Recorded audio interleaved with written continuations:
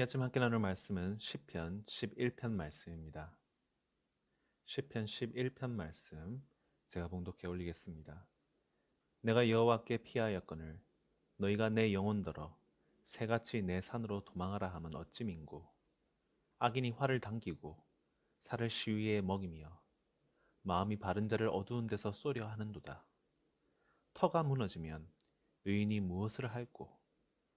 여호와께서 그 성전에 계시니 여호와의 보좌는 하늘에 있으며 그 눈이 인생을 통촉하시고 그 안목이 저희를 감찰하시도다. 여호와는 의인을 감찰하시고 악인과 강포함을 좋아하는 자를 마음에 미워하시도다. 악인에게 그물을 내려 치시리니 불과 유황과 태우는 바람이 저희 잔에 소득이 되리로다. 여호와는 의로우사 의로운 일을 좋아하시나니 정직한 자는 그 얼굴을 배우리로다. 아멘. 오늘 우리가 함께 읽은 시편 11편은 그 어느 때보다 앞이 보이지 않는 불확실한 시대를 살아가고 있는 우리에게 있어서 더욱 시의적절한 말씀이라 할 수 있겠습니다. 본문 3절에서 이야기하듯이 터가 흔들리고 무너질 듯한 때이기 때문입니다. 딛고 선 기초가 근본이 흔들린다면 그 누구라도 동요할 수밖에 없겠죠.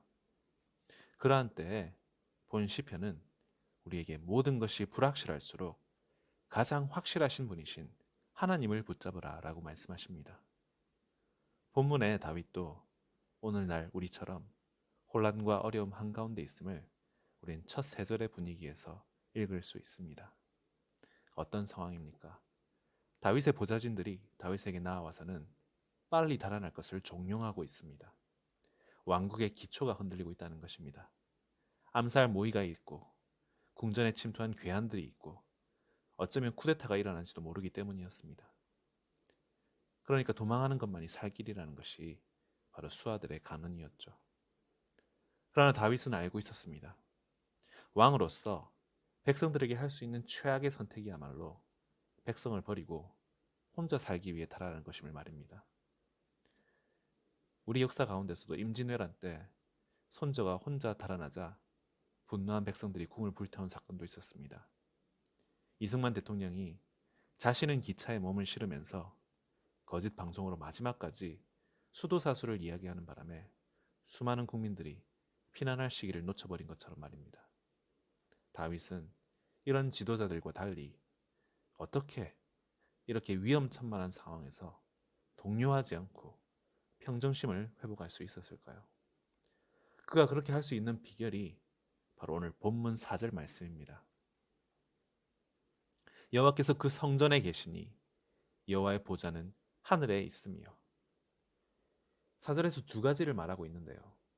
하나는 여호와께서 그 성전에 계시다는 것, 그리고 또 하나는 여호와의 보좌는 하늘에 있다는 것입니다. 이 두 가지 사실 때문에 어떤 환난과 어려움을 만나도 다윗은 공황 상태에 빠지지 않는다는 것이죠. 첫 번째로 여호와의 보좌는 하늘에 있음이어서 우리는 다윗이 이 모든 상황 가운데서도 그가 하나님을 어떻게 생각하는지를 알 수가 있습니다. 그것이 무엇입니까? 하나님은 모든 것을 다스리는 분이라는 것입니다. 모든 일에는 이유가 있고 거기에는 하나님의 계획이 있다는 것입니다.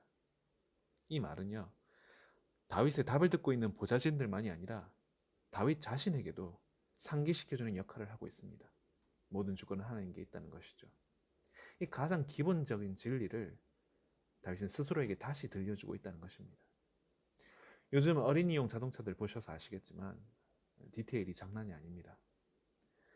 고급차 미니어처 버전에 심지어 벤츠나 미니쿠퍼 엠블럼까지 앞에 붙어 있습니다. 저 같아도 신나서 운전할 것 같습니다. 엉덩이가 커서 안 들어가겠지만. 그런데 여러분 잘 알다시피 아이들이 그 멋진 차에 타서 핸들을 이리 돌려보고 저리 돌려보면서 기분을 내지만 실제로 방향을 결정하고 조작하고 통제하는 사람은 뒤에서 리모컨으로 제어하는 부모라는 걸 말입니다. 우리도 똑같습니다. 우리도 자주 우리가 우리 자신의 삶을 통제한다고 착각합니다. 그러다가 일상이 깨져버리고 내 능력 밖의 상황이 벌어지면 그때는 세상 전체가 통제 불가능이라 생각하고 혼동 상태라고 생각합니다. 다윗은 그런 생각이 큰 교만이고 착각이라고 이야기합니다. 왜냐하면 하나님은 단 한 번도 통제를 놓치신 일이 없으시기 때문입니다. 모든 것은 처음부터 끝까지 정확하게 하나님의 계획과 일정에 따라서 진행되고 있다는 것입니다. 이 진리를 받아들이기 위해서는 우리는 먼저 자신을 낮출 수 있어야 합니다. 인정할 수 있어야 한다는 것입니다. 인생의 주인이 내가 아니라 하나님이라는 사실을 말입니다. 사실 이 진리는요, 말처럼 그렇게 쉽게 인정되어지는 것이 아닙니다. 이것은 비단 믿지 않는 사람들만이 아니라 믿는 자녀들도 무의식 중에 의도치 않더라도 우리 모두가 익숙함에 취해서 살아가기 때문입니다. 통제 가능한 상황 가운데 일률적이고 평탄한 일상일수록 내가 내리는 판단과 결정에 의해서 내 삶이 결정된다 착각하기 쉽습니다. 그러나 지금처럼 자신이 무기력하게 느껴지고 예측 불가능하고 통제 불가능한 상황이 돼서야 다시 깨닫게 되고 기억하게 되죠. 모든 것이 하나님 손에 달렸다는 가장 기본적인 사실을 말입니다. 사실 우리 삶 가운데 일어나는 어려움들, 특히 불합리하고 불편부당한 일들에 대해서 우리는 쉽사리 납득하지 못합니다. 이러한 일들을 허용하시는 하나님의 뜻과 방식에 대해서는 더더욱 우리가 쉽게 납득하지 못합니다. 그러나 어린아이들이 부모의 깊은 뜻과 계획을 이해하지 못하고 납득하지는 못하지만 부모의 선의를 알고 지금까지의 그 신뢰의 결과가 늘 자신에게 있어서 최선의 결과를 낳았다는 것을 삶의 학습을 통해서 체험했기 때문에 아이들이 머리로는 이해하지 못하지만 믿고 받아들이는 것처럼 우리도 아이와 부모의 수준 차이보다 훨씬 무한대의 차이를 가지는 하나님의 뜻과 계획을 이해하고 납득하기에는 더더욱 난망하지만 그동안의 선하심과 신실하심을 통한 우리가 셀 수 없는 수혜를 입어왔기 때문에 우리가 하나님의 뜻과 계획을 신뢰하고 믿고 받아들일 수 있다는 것입니다. 사실 어려움 가운데서 하나님께서 우리에게 일관되게 주시는 메시지도 이것입니다. 멀리 봤을 때 이 모든 일들은 결국은 나의 영광과 너의 유익을 위해 최선이자 최고의 선택이다라는 것이죠. 이해할 수 없지만 굳이 이해할 필요도 없다는 것입니다. 우리는 그저 그 하나님의 메시지를 믿기만 하면 되는 것이라는 겁니다. 그렇지, 하늘 보좌에 앉으신 우주를 창조하시고 섭리하시는 하나님의 그 크고 깊으신 뜻이 있겠지. 내가 그 뜻을 알면 내가 하나님이지. 하나님의 존재와 나의 존재에 대한 정확한 위치 설정이 이루어져야 모든 것이 하나님 손 안에 있다는 사실이 믿어지고 받아들여진다는 것입니다. 이게 받아들여지면요, 아무리 어려운 상황을 만나도 공황 상태에 빠지지 않고 두렵거나 불안하거나 낭망하지 않아도 된다는 것입니다. 그렇다면 두 번째로 여호와께서 그 성전에 계신 이는 어떤 의미일까요? 앞서 말씀드린 여호와 하나님의 하늘 보좌는 우리의 상상을 넘어서는 무한대의 우주 어딘가에 있습니다. 어리석고 교만한 인간의 바벨탑과 또 우주 탐사선으로는 도저히 도달할 수 없는 그런 곳이죠. 그러나 하나님의 성전은요, 이와는 달리 우리와 늘 함께 있습니다. 성전은 우리가 도저히 다다를 수 없는 하늘 보좌에 앉으신 하나님과 교제가 가능한 곳입니다. 그래서 다윗도 시편 27편에서 내가 성전에서 여호와의 아름다움을 바라본다라고 했습니다. 근데 현실적으로 다윗을 포함한 구약의 사람들은 하나님을 직접 만날 수가 없었습니다. 각종 제약과 장애물이 너무 많았기 때문입니다. 하나님의 영광은 휘장 뒤에 지성소에 있었고 여기는 그 누구도 못 들어가고 오직 대제사장만이 1년에 한 번 들어갈 수 있었습니다. 즉 대부분의 사람들은 하나님과의 직접적인 교제가 불가능했다는 것이죠. 그런데 이런 현실이 신약 시대를 맞아서 완전히 바뀌게 됩니다. 모세가 하나님께 당신의 영광을 보여주소서라고 했을 때 안 돼, 그럼 넌 죽어라고 거절하셨었죠. 그런데 요한복음 1장에서는 우리가 그의 영광을 보았다라고 말하고 있습니다. 이게 어떻게 가능해졌을까요? 어떻게 모세조차도 볼 수 없었던 하나님의 영광을 우리가 보고서도 죽지 않고 누릴 수 있게 되었을까요? 요한복음 2장을 보시면 유대인들이 예수님께 표적을 보이라라고 합니다. 그에 대해서 예수님께서 대답하시기를 너희가 이 성전을 헐라 내가 사흘 동안에 일으키리라 라고 말씀하십니다. 그리고는 무슨 일이 일어났습니까? 예수님께서 십자가에서 죽으시고 사흘 만에 부활하셨습니다. 즉 예수님께서는 본인이 성전이다 라고 말씀하신 것입니다. 그것도 돌 위에 돌 하나도 남지 않고 파괴된 예루살렘 성전이 아니라 영원하고 완벽한 진정한 의미의 참 성전이시다라는 것입니다. 또 하나 더 결정적인 사실은 예수님께서 숨을 거두셨을 때 같은 시간에 성전의 휘장이 위로부터 아래로 찢어졌다는 것입니다.